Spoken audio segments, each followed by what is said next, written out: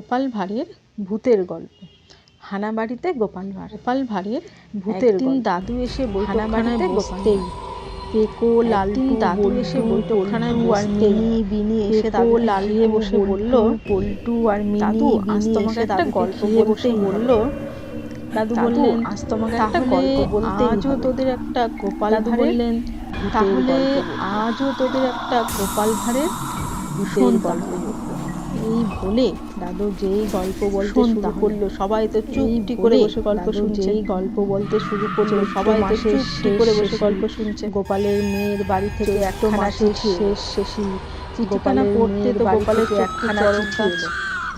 বেআই মশাই পড়তে তো গোপালের চক্ষু গোপালকে যেতে লিখেছে। বেআই মশাই গোপালের বন্নি বললে, গোপালকে যেতে যাও না বাপু। বুড়ো মানুষ বললে, কি হয় যাও না বাপু।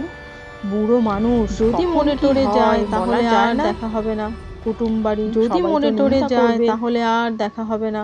কুটুম বাড়ির আগ্রহ থেকে গোপাল অনিচ্ছা সত্ত্বেও মেয়ের বাড়ি যাবার জন্য, গিন্নির আগ্রহ থেকে গোপাল অনিচ্ছা যখনকার কথা বলি যাবার জন্য তখন রেলগাড়ি ছিল না। যখনকার কথা বলছি তখন রেলগাড়ি ছিল না, কিংবা কোথাও যেতে হলে গাড়ি অথবা নৌকায় করে যেতে হলো, কিংবা গরুর গাড়ি গোপাল হেঁটে যাওয়ার জন্য করে যেতে হলো। গোপাল হেঁটে যাওয়ার জন্য স্নান করে ভাত খেয়ে গোপাল বেরিয়ে পড়ল মেয়ের বাড়ি। সকাল স্নান করে ভাত খেয়ে গোপাল বেরিয়ে পড়ল ছিল বাড়ির 12 ক্রোশ দূরে। মেয়ের বাড়ি ছিল হেঁটে যাওয়া 12 ক্রোশ নয়। এতখানি পথ হেঁটে যাওয়া তো গোপাল ছিল নাদুস ভুঁড়িওয়ালা বেটে মানুষ। একে তো গোপাল ছিল নাদুস মেয়েওয়ালা বেটে মানুষ। জিনিস জোগাড় করে পুটলি দিয়ে জিন্নি মেয়ের জন্য নানান জিনিস পথে চলতে গোপালের বেশ কষ্ট হচ্ছিল। সেই পুটলি নিয়ে পথে চলতে গোপালের বেশ কষ্ট হচ্ছিল। আস্তে আস্তে হাঁটছিল, কিন্তু কি আর করবে। কিছু দূর হেঁটে আস্তে আস্তে আর কোনো গাছতলা দেখতেই কিছু দূর তলায় আর কোনো গাছতলা দেখতেই তার তলায় আর সে বিশ্রাম নেবে ভেবেছিল। এই ভেবে 4 ক্রোশ পথ পার হতেই তার দুপুর গড়িয়ে এলো। এই ভেবে 4 ক্রোশ পথ পার অনেক তার ক্রোশ তিনেক পথ পার হতে গোপাল ক্রমে অনেক ক্রোশ তিনেক পথ পার হতে গোপাল সামনের দিকে একটা বিরাট বট গাছ দেখতে পেল। যখন ভাবলো সামনের দিকে একটা বিরাট বট গাছ, তার তলায় গিয়ে বসলো। গোপাল শান্ত হয়ে তার তলায় গিয়ে বসলো। বট গাছের ঠান্ডা বাতাস তার শরীর যেন জুড়িয়ে গেল। বট গাছের ঠান্ডা বাতাস তার শরীর যেন জুড়িয়ে এলো। তার ঘুমিয়েও শান্তিতে চোখ দুটো জুড়িয়ে এলো। কতক্ষণে সে ঘুমোচ্ছিল তার কোনো হুঁশই নেই। কতক্ষণে সে ঘুমোচ্ছিল তার কোনো হুঁশই নেই। ঘুমটা ভেঙে গেল। হঠাৎ একটা ঝড়মড় করে বাতাসে দেখলো সূর্যদেব পাটে বসেছে। উঠে বসে তাড়াতাড়ি উঠে সূর্যদেব হাঁটতে বসেছে। গোপাল তাড়াতাড়ি উঠে পশ্চিম আকাশে হাঁটতে লাগলো। কালো মেঘ দেখা গেল। এমন সময় পশ্চিম আকাশে একটু কালো মেঘ দেখা গেল। সারা রাত ছেয়ে গেল সারা আকাশ। দেখতে দেখতে সারা রাত ছেয়ে গেল। সন্ধ্যায় আবছা অন্ধকার নেমেছে। তখন চারদিকে সন্ধ্যায় বুঝি অন্ধকার, কালবৈশাখী ঝড় কোথায় উড়িয়ে নিয়ে গিয়ে ফেলবে কে জানে। কালবৈশাখী ঝড় কোথায় মাথায় বাজ পড়তেও পারে কে জানে। আবার মাথায় বাজ পড়তেও পারে। গোপাল একরকম শ্বাস ভাবতে গোপাল আশ্রয়ে আসে। একরকম ছুটতেই পথ চলতে প্রাণের ভয়ে এলোমেলো ভাবে হাঁটতে গোপাল এসে হাজির হলো। প্রাণের ভয়ে এলোমেলো ভাবে হাঁটতে গোপাল এসে হাজির হলো কোনো একটা লোকালয় দেখতে না পেয়ে গোপাল পিছনে কোনো নদীর লোকালয় দেখতে না পেয়ে গোপাল করে হাঁটতে নদীর ধার দিয়ে হন হন করে বাতাস জোরে জোরে হাঁটতে লাগলো। মাঝে মাঝে কড়কড় করে বাতাস জোরে জোরে বইছে। গোপাল নিরুপায় হয়ে কড়কড় করে একটা আশ্রয়ের সন্ধানে অসহায়ভাবে চারিদিক একটা আশ্রয়ের সন্ধানে অসহায়ভাবে চারিদিক দেখতে লাগলো। হঠাৎ দূরে একটা মাথায় ভীষণ শব্দে বাজ পড়ল। হঠাৎ দূরে একটা মাথায় ভীষণ শব্দে বাজ পড়ল। বিদ্যুতের আলোয় হঠাৎ দেখা গেল নদীর ধারে একটা দোতলা আলোয় হঠাৎ দেখা গেল নদীর ধারে একটা গোপালের তলা প্রাণে জল এলো। সে যেন প্রাণ ফিরে পেল। গোপালের যেন প্রাণে সে অন্ধকারে প্রাণ সেই বাড়িটার উদ্দেশ্যে এগিয়ে গেল। সে অন্ধকারে প্রাণপণে সেই বাড়িটার উদ্দেশ্যে এগিয়ে গেল। গোপাল কোনো মতে এসে হাজির হলো। বৃষ্টি পড়ছে। গোপাল দরজার সামনে এসে হাজির হলো বাড়ির সামনে। দেখলো গোপাল বাড়ির দরজার সামনে দাঁড়িয়ে নিস্তব্ধ। দেখলো গোপাল কোনো সারা শব্দ নেই, চারিদিকে নিস্তব্ধ নিঝুম। লোকজনের চিহ্ন মাত্র দেখা ইতস্তত হয়ে দরজায় একটু ঠেলা দিয়ে সেটা খুলতে গেল। দরজায় খুলেও গেল, ঠেলা দিয়ে সেটা খুলতে গেল। খুব জোরে বাতাস বইছে আর খুলেও গেল। মুষলধারে বৃষ্টি, জোরে বাতাস বইছে, ঘন ঘন বাজও পড়ছে। মুষলধারে হচ্ছে বুঝি বা প্রলয়, ঘন ঘন বাজও পড়ছে। মনে হচ্ছে বুঝি বা প্রলয় হয়ে যাবে। ঘরের মধ্যে উকি দিয়ে গোপাল দেখল, দরজা খুলে যেতেই ঘরের মধ্যে উকি দিয়ে গোপাল দেখল আর তার উপর একটা ময়লা চাদর বিছানো। আর তার উপর একটা ময়লা চাদর কালী বলে ঢুকে পড়লো ঘরের ভিতরে। গোপাল তখন জয় মা কালী বলে ঢুকে পড়লো। পকেট থেকে দেশলাই বার করে জেলে গোপাল নেবে। পকেট থেকে দেশলাই বার করে জেলে গোপাল দেখলো বাড়িটা পুরনো হলেও মধ্যে চারদিকে ধুলো জমে আছে। বোধহয় বহুদিনের মধ্যে চারদিকে ধুলো জমে আছে। বোধহয় বহুদিনের ওপর যে চাদরখানা পাতা ছিল, এক রাজদোষের ওপর যে চাদরখানা গোপাল চাদরখানি তুলে এক ঝেড়ে মুছে পরিষ্কার করে গোপাল চাদরখানি তুলে একটু ঝেড়ে মুছে পরিষ্কার করে হেলান দিয়ে বসে চিন্তা করছে কখন সকাল হবে। হেলান দিয়ে বসেও পেয়েছে, সে চিন্তা করছে কখন সকাল হবে। পেটুক মানুষ খিদেও পেয়েছে, কখন সেই সাত সকালে তো গোপাল পেটুক মানুষ, সে কি আর পেটে আছে? কখন সেই সাত সকালে খেয়ে বেরিয়েছে, সে কি আর পেটে আছে? হয়ে গেছে। খিদের জ্বালায় সে ছটফট করতে লাগলো, কিন্তু কোনো উপায় জ্বালায় সে ছটফট করতে লাগলো। করে আবার বসেও রইল, কিন্তু কোনো উপায় নেই। কিছুক্ষণ পরে আবার বসেও রইল। বাড়ির ভেতর দিকে যেন কিসের পরে সিঁড়িতে বাড়ির ভেতর দিকে যেন কিসের শব্দ খাড়া করে শুনতে লাগলো। গোপাল এবার সিঁড়িতে পায়ের শব্দ শোনা গেল। এবার মনে হলো পায়ের শব্দ শোনা নেমে আসছে। মনে হলো কে যেন ভেতরের দরজার দিকে চেয়ে রইল। হঠাৎ ভেতরের দরজার দিকে চেয়ে রইল। দরজায় খুলে গেল, দেখা গেল এক বয়স্ক লোক। দরজায় কাপড়ে দেখা গেল দেহটা বয়স্ক লোক, সাদা কাপড়ে সারা দেহটা ঢাকা।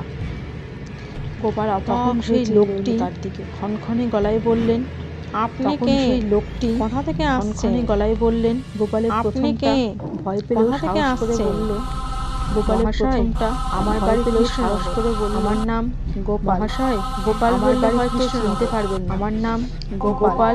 ভাঁড় বললে সকলে চিনতে পারবেন না। গোপাল মেয়ের বাড়ি বললেই সকলে চেনে। পথে মাঝে ঝড় বৃষ্টি দুর্যোগে মেয়ের বাড়ি যাচ্ছিলাম, আপনার এখানে পথে মাঝে ঝড় বৃষ্টি দুর্যোগে প্রাণ ভয়ে আপনার এখানে একটু আশ্রয় গলায় বলল, তাতে কি হয়েছে? অনেকেরই এরকম অবস্থা হয়ে থাকে। তাতে কি হয়েছে? কখন রওনা হয়েছে? এরকম অবস্থা হয়ে থাকে। তা বাড়ি থেকে কখন রওনা হয়েছেন? বলেন কি সারাদিন হাঁটছেন? 10টা হবে। কি আর করি বলেন কি সারাদিন হাঁটছেন? মানুষ বেশি জোরেও হাঁটতে পারি না। গোপালের কথা মানুষ বেশি জোরেও হাঁটতে পারি না। হাসির শব্দের চারিদিক যেন হেসে উঠল। গোপাল তার হাসির শব্দের চারিদিক যেন আবার জিজ্ঞেস করলো, মেয়ের বাড়ি কোথায়? আগে আবার জিজ্ঞেস করলো, মেয়ের বাড়ি কোথায়? আগে ওরে বাবা, সে তো প্রায় 7 ক্রোশ। আপনি ভুল পথে এসছেন। সে তো প্রায় 7 ক্রোশ। বুঝি খাওয়া হয়নি? ভুল পথে এসছেন। আমার কথা শুনে তা আপনার বুঝি খাওয়া হয়নি? বেশ খিদে বেড়ে গেল আরো বেশি করে। গোপাল বেশ, কিন্তু সে তার প্রকাশ না করে বলল, আগে সেই সকালে বাড়ি থেকে যা খেয়ে তার প্রকাশ না করে বলল, আগে সেই সকালে বাড়ি থেকে যা খেয়ে বেরিয়েছি তা থাক। সে কি মহাশয়, রাতে একটু হলেন আমার অতিথি, গৃহস্থের বাড়ির অতিথি উপবাস হলেন আমার অমঙ্গল হয়। গৃহস্থের বাড়ির অতিথি উপবাস থাকলে যে অমঙ্গল হয়। আপনি কি জাত? বেশ বেশ, আমি তাহলে চিন্তার কারণ নেই। আমি খাবার জোগাড় করে, বেশ তাহলে চিন্তার কারণ নেই। আমি খাবার জোগাড় করছি। গোপাল স্পষ্ট কথা দেখলো লোকটা সিঁড়ি দিয়ে না উঠে, গোপাল স্পষ্ট তাল গাছের মতো একটা সিঁড়ি দিয়ে বাড়িয়ে দোতলায় উঠে, বা তাল গাছের মতো একটা ঠ্যাং বাড়িয়ে দেখে গোপাল তো ভয়ে কাঠ। কিন্তু এই দুর্যোগের রাতে পালাবে সে কোথায়? কাঠ। তাই সে বসে বসে রাম নাম রাতে পালাবে সে কোথায়? তাই সে বসে বসে রাম নাম জপ চুপচাপ কেটে গেল। হঠাৎ কিছুক্ষণ চুপচাপ কে যেন আর্তনাদ করে উঠল। হঠাৎ পাশের ঘরে কে যেন আর্তনাদ করে উঠল। তারপর আবার কিছুক্ষণ পর গোপাল ছাদের দিকে তাকাতেই তার বুকের রক্ত যেন, কিছুক্ষণ পর গোপাল ছাদের দিকে তাকাতেই তার বুকের রক্ত যেন জ্বলন্ত চোখ এক দৃষ্টে তার দিকে দেখলো। দুটো জ্বলন্ত চোখ এক দৃষ্টে তার দিকে তাকিয়ে, যেন আগুনের গোলা। সাংঘাতিক সেই চোখ দুটো। গোপাল ভয় পেয়ে উঠে দাঁড়াতে, যেন আগুনের গোলা। এক কালো গোপাল ভয় পেয়ে উঠে দাঁড়াতে উড়ে এলো দরজার দিকে। কালো পেঁচা। গোপাল হাঁপ ছেড়ে বাঁচল। এটা তাহলে পেঁচার চোখ। গোপাল হাঁপ ছেড়ে বাঁচল। এটা তাহলে পেঁচার চোখ। আবার সে বসলো তক্তপোষের ওপর। চুপচাপই কেটে গেল। আবার বেশ কিছুক্ষণ চুপচাপই কেটে গেল। নানা রকম শব্দ হতে লাগলো। মনে হলো যেন পাশের ঘরে নানা রকম শব্দ খণ্ড যুদ্ধ আরম্ভ হয়ে গেছে। মনে হলো যেন পাশের ঘরে একটা খণ্ড শব্দে বাড়িটা যেন সরগম হয়ে গেল। দাম দুম দাম শব্দে বাড়িটা যেন সরগম হয়ে গেল। তারপর মনে যেন হুড়মুড় করে চলল বেশ দোতলার বারান্দাটা ভেঙে পড়ল। তারপর মনে যেন সঙ্গে সঙ্গে নারী কণ্ঠে দোতলার বারান্দাটা ভেঙে পড়ল। আর তার সঙ্গে নারী কণ্ঠে হাসির যে শব্দে গোটা বাড়িখানে কেঁপে উঠল। আর তার সঙ্গে পৈশাসিক হাসির যে শব্দে গোটা বাড়িখানে কেঁপে উঠল। গোপালের অবস্থা তখন কাহিল। তার বুক ধরফর করছে। গোপালের অবস্থা তখন ঘামে ভিজে সারা দেহ ধরফর করছে। কি করবে? কেমন করে সেই হানা থেকে পালাবে? কি করবে? কেমন করে সেই হানা বাড়ি থেকে পালাবে? সময় এই দরজার কাছে দেখা গেল একটা নারী। এমন সময় দরজার কাছে দেখা গেল একটা নারী। মুখ দেখা যাচ্ছে না। সে ক্ষণে ক্ষণে গলায় বলছে, মুখ দেখা যাচ্ছে না। সে ক্ষণে ক্ষণে গলায় বলছে, এটা হলো ভূতের বাড়ি। পালাও এখান থেকে। এই তন্নাটের লোক এলে এটা হলো একে বলে হানা বাড়ি। এই তন্নাটের লোক এলে একে বলে হানা বাড়ি যাবে। এমন সময় আবার শুনে লাফিয়ে উঠে বেরোতে যাবে। এমন সময় আবার সেই স্ত্রীলোক নাকে সুরে বলল, আমি রাস্তা দেখিয়ে দিচ্ছি, আর দেরি করো না। একটু পরে কর্তা এসে তোমার ঘাড় মোটকে রক্ত চুষে খাবে। একটু পরেই কর্তা এসে তোমার ঘাড় মোটকে রক্ত চুষে গোপাল তার পিছনে পিছনে যেতে লাগলো। এই বলে নারী মূর্তিটা আগে চলল, গোপাল তার পিছনে পিছনে যেতে লাগলো। ওই নদীর ধারে কিছুটা এগিয়ে গেলেই একটা গ্রাম, ওই নদীর ধারে পাড়ে এগিয়ে গেলেই একটা গ্রাম দেখতে পাবে। বাতাসে মিলিয়ে গেল। এই কথা বলে গোপাল যেন বাতাসে চেয়ে দেখলো, কিন্তু কেউ কোথাও দেখতে পেল না। পিছন দিকে চেয়ে দেখলো একটা বহু কেউ কোথাও পৈশাচিক কণ্ঠহাসি শোনা গেল। দূর থেকে একটা বহু কণ্ঠ পৈশাচিক কণ্ঠহাসি দৌড়াতে দৌড়াতে নদীর ধারে এক জায়গায় আছাড় খেয়ে জ্ঞান গোপাল প্রাণ ভরে দৌড়াতে দৌড়াতে ঝড় বৃষ্টি কমে গেছে। আছাড় খেয়ে জ্ঞান ফর্সা হয়েছে। তখন জেলেরা ডিঙি নৌকা চড়ে নদীতে মাছ ফর্সা হয়েছে।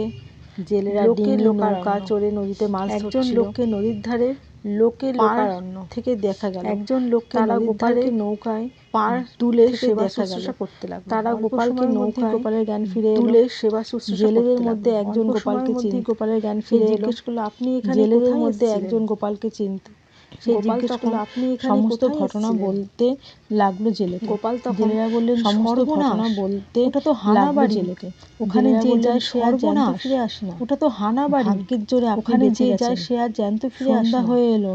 ভাগ্যের জোরে আপনি লোকজন কেউ ওই পার যায় না। সন্ধ্যা হয়ে এলো। গোপাল বলল, রাস্তায় লোকজন কেউ ওই পার যায় না। কি ব্যাপার বলতে পারো? গোপাল জেলেরা বলল, ওই বাড়িটা ছিল জমিদারের। কি ব্যাপার বলতে পারো? বাবু ছিলেন। জেলেরা বলল, ওই বাড়িটা ছিল জমিদারের। একদিন কি হয়েছিল বলতে পারবো না। জমিদার নিজের সাথে সবাইকে কি হয়েছিল বলতে পারবো না। গলায় দড়ি দিয়ে জমিদার নিজের সাথে সবাইকে খুন করে তার মৃতদেহ গলায় দড়ি দিয়ে আত্মহত্যা করেছিলেন। শেয়াল কুকুরে শেষে তার মৃতদেহেরও সৎকার করা হয়। সেই থেকে ওই বাড়িটি হচ্ছে ভূতের ছিঁড়ে ছিঁড়ে খেয়েছিল। দিনের বেলাতে সেই থেকে ওই বাড়িটি হচ্ছে ভূতের আস্তানা। দিনের বেলাতেও ওখানে কেউ কাহিল অবস্থা গোপালের ভীষণ। গোপালের কাহিল অবস্থা দেখে জেলেরা নৌকা করে তাকে গোপালের মেয়ের